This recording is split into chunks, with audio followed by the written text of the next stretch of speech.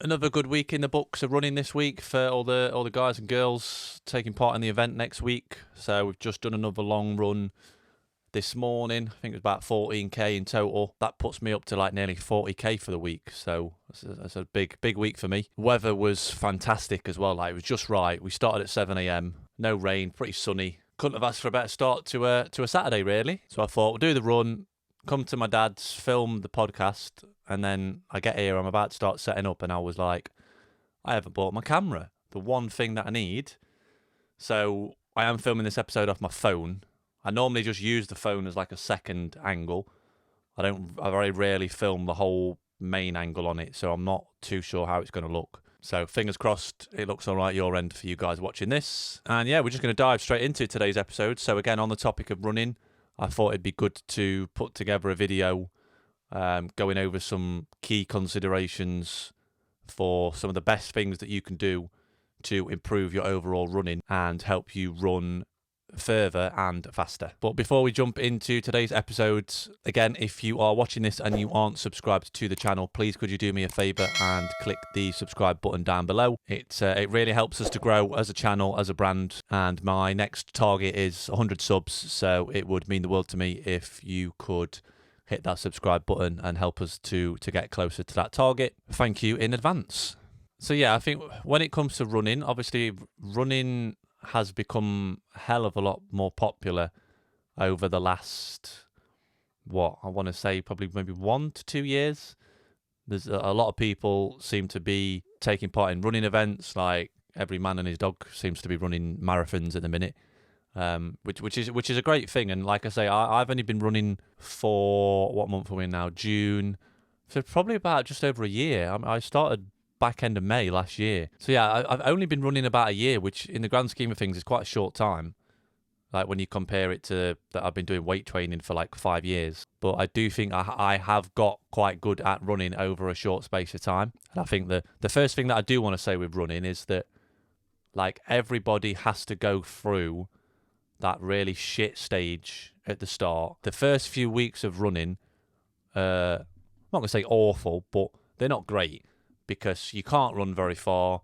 It's difficult. You get out of breath quite easily. Potentially, you're going to have issues with shins aching, ankles, knees, all that sort of stuff. So the first few weeks of running aren't great. However, if you can make it past that like sticking point with running, and once you do get more comfortable and more confident with it, I just think there's nothing better than it, to be fair. Like I say, that feeling, especially after you've done it. Like, again, all the guys that came with us this morning, 2 of them have never ran more than 10 kilometers, and we did 14. And the feeling that they got after doing that is amazing. And I remember the feeling I got after doing my first half marathon.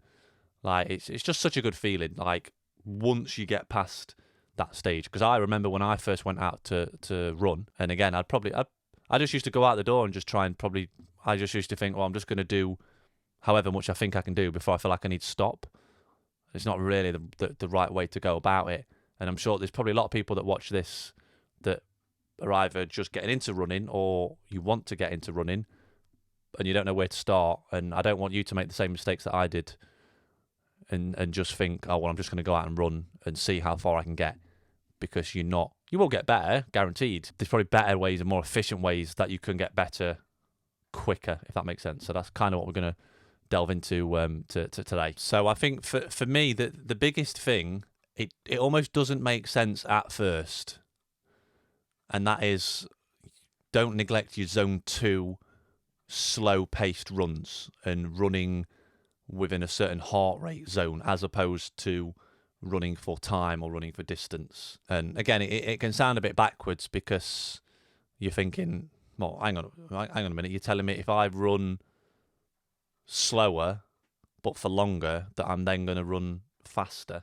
Like, on the surface it kind of doesn't add up, or it doesn't make sense, but it is true. So one thing I would say, and again, for me now, it's difficult for me to do zone 2 work because of where my fitness levels are at. Like, a zone 2 for me is ridiculously slow. A zone 2 for someone that's just starting out running is going to be completely different. So I definitely invest in a good bit of kit that can monitor your heart rate. I use an Apple Watch. I probably wouldn't say use an Apple Watch because it's dog shit. Literally, like, I have to charge it every single night without fail, whether I use it or not. So maybe look into getting something that can track your heart rate. Don't be concerned too much with distance. Maybe look at running more for time where possible, and just get used to spending time in that, like, zone 2, like very bottom end zone 3 at a push, because the more time you can spend in that. I remember a few months back in my training block, I used to have between 70 and 90 minute long runs in zone 2 to bottom end zone 3. And yeah, sometimes they can be very tedious, they can be very boring. I used to do them a lot on a treadmill, so even more boring because you're just looking at a mirror in front of you. I try and do most of my running outdoors now where I can, on the roads, on the track, on the trails. But yeah, just get your body and your legs used to running slow at a zone 2 heart rate and gradually increase the distance.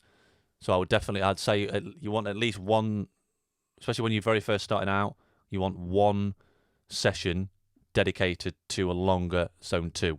So maybe, again, depending on what you've tried before, or if you are completely new to running, maybe try and do 15, 20 minutes and just gradually increase it up from there. Like I said, when I started out about 35 minutes and then just gradually increased it up all the way up to 90 minutes. And I would then look at doing some sort of interval sessions. Now, again, the interval session will probably depend on your goal. Like, obviously for me, I do a lot of the high rock stuff. So a lot of my intervals are based on that. So 5 lots of 1,000 meters, 8 lots of 1,000 meters, like 400, 800 meter runs with maybe a minute to a minute and a half rest in between each one.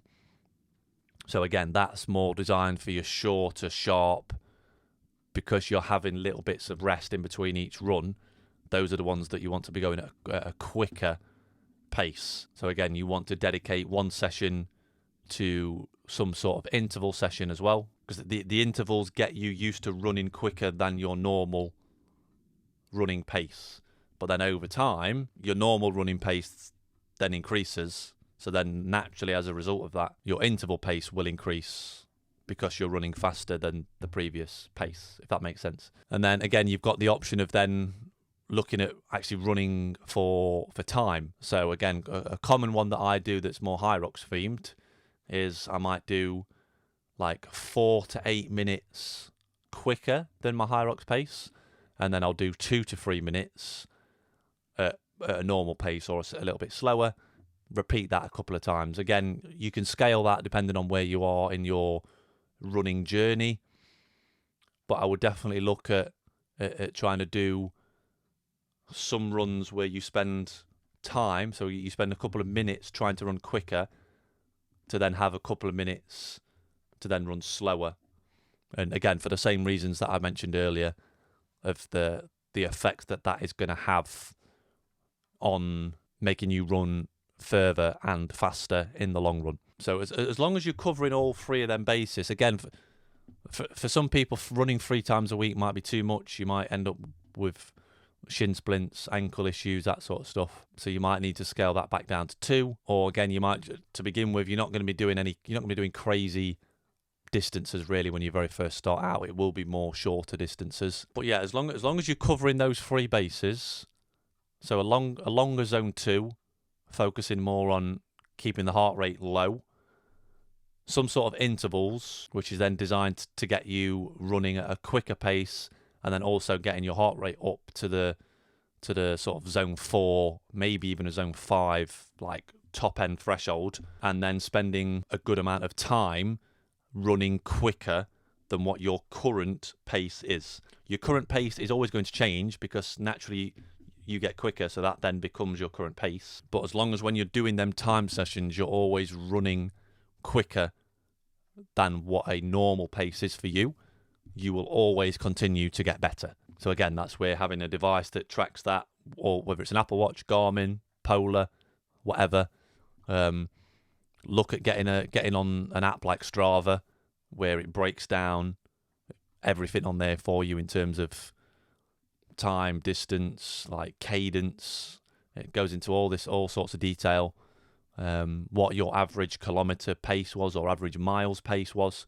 So I would definitely look at doing that. There's a free version of that. There is a paid version, but the free version is very good for what you get. Yeah, so I hope that all makes sense, guys. Any questions, any issues, anything that you want confirming based on what I've just said, feel free to drop a comment below and I'll be happy to answer any questions that you have. As always, if you found this video useful, please be sure to drop the video a like. And again, if you aren't already, please can you hit that subscribe button to make sure that you do not miss out on any future episodes. If you want to watch any more of the episodes that we have previously done, they will be on screen somewhere now. Thank you for tuning in. Have a good week, and I will see you soon.